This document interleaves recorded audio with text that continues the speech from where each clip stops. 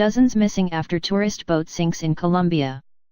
A tourist boat packed with about 160 passengers for the holiday weekend capsized Sunday on a reservoir near the Colombian city of Medellin, leaving at least 6 people dead and 31 missing, officials said. Rescuers including firefighters and Air Force pilots in helicopters searched for survivors at the Guatape reservoir where El Almirante ferry sank. A flotilla of recreational boats and jet skis rushed to the scene, pulling people from the boat as it went down and avoiding an even deadlier tragedy. Dramatic videos circulating on social media show the turquoise and yellow-trimmed party boat rocking back and forth as people crawled down from a 4th-floor roof as it sank in a matter of minutes.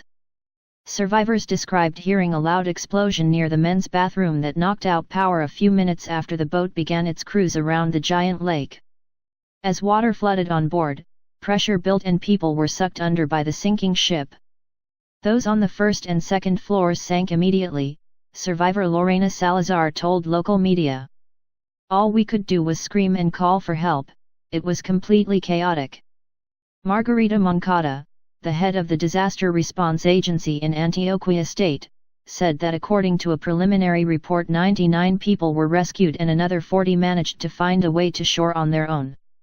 Speaking to reporters from the reservoir, she said 9 people had been killed and around 28 were missing. But later Sunday President Juan Manuel Santos arrived to Guatape and said 122 people were either rescued or found their way to shore. 6 had died and another 31 were missing, he said. The discrepancies in the number of fatalities could not be immediately reconciled. It's unclear what caused the boat to sink. Some people who witnessed the tragedy from the nearby shore said the boat appeared to be overloaded, but Santos said it was sailing well below capacity. None of the passengers were wearing a life vest. Complicating the search, there wasn't even a passenger list. Nobody really knows what happened, said Santos, adding that naval officials were brought in to carry out an investigation. Carlos Espinosa, an independent journalist from Guatape, said about a month ago townspeople awoke to find the El Almirante filled with water and sinking at its dock, suggesting that perhaps the vessel wasn't ready to return to the water. What makes you angry is there are no controls by the government, he said. As night fell, the usually festive town was silent as people began to register the magnitude of the loss. Among those huddled under the rain near the port looking for information about loved ones was Alberto Villegas, who was separated from a cousin and uncle in the mad rush to abandon the sinking ship. All we ask is that they don't give up the search, said Villegas.